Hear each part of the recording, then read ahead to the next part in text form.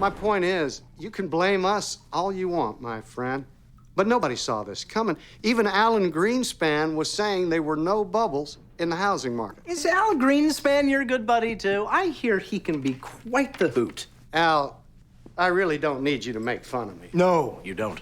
The simple fact is, this was a negotiable contract. He's a lawyer. Those are two facts, actually. What happened to the subprime was unforeseeable. What happened to the housing market was unforeseeable. When do we get to the win-win part of this meeting? This man was never lied to. He made a deal. Now he doesn't like it because it turned out to be a bad deal. So what, he just stops making his payments?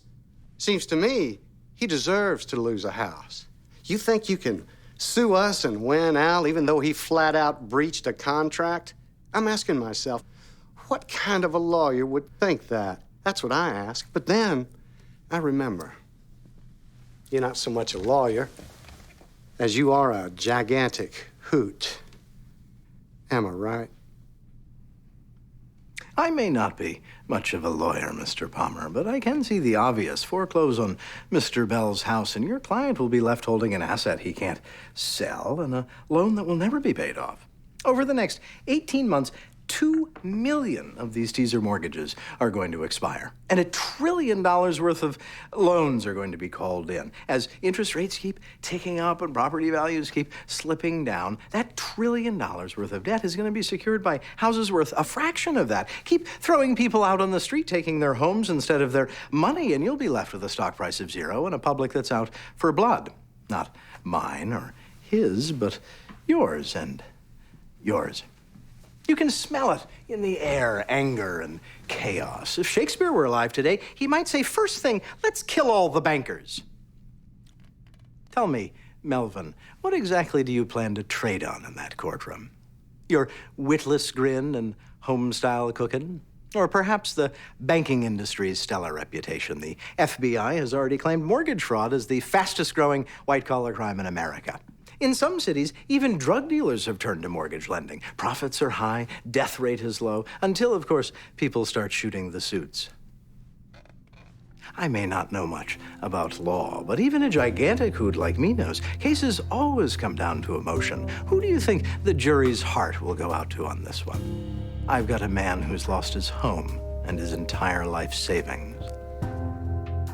You've got a bank.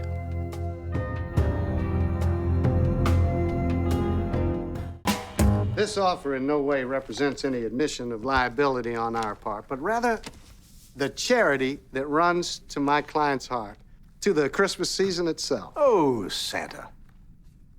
If your client brings his payment schedule current, we will hold off on foreclosure. Rejected. What? This is a gift. Because you're my buddy, yes. And since no gift should go unpunished, these are the terms. He gets 60 days to bring his schedule of payments current, and from there on, he gets a fixed rate of 8. 8? Why on earth would we because agree? Because you gave him 2, with the implied promise that it would fluctuate, but certainly not detonate. I'm sorry. Not nearly as sorry as you'll be if you take your chances with me in court. My friend? I am not your friend. I find the possibility of such a friendship vile. Your best hope, Mr. Milk, is that the first subprime lawsuit is brought against you by a buffoon like Mr. Palmer. You do not want the precedent set by me, because I will get you. Search my eyes, Mr. Milk. This is what the truth looks like. 9%. Let's split the difference. Call it 8. Make the deal. Oh, Norris, I assure you... Make the deal!